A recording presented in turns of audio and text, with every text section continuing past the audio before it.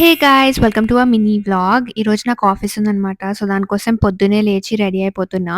And ఇవాళ లంచ్‌లోకి నేను పుదీనా పులావ్ తీసుకెళ్దాం అనుకుంటున్నా. దానికోసం ఇవన్నీ ఇక్కడ ప్రెప్ చేస్తున్నా. ఫస్ట్ అయితే మనం ఆలూని చిన్నగా చాప్ చేసుకొని, మంచిగా వాష్ చేసుకొని పక్కన పెట్టేసుకోవాలి.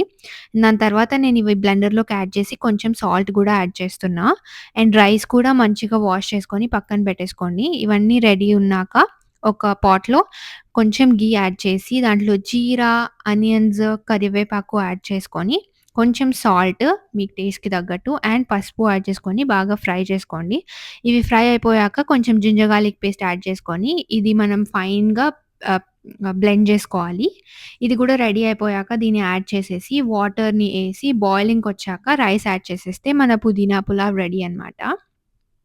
ఇక్కడైతే నేను బాక్స్ కూడా పెట్టేసుకున్నా.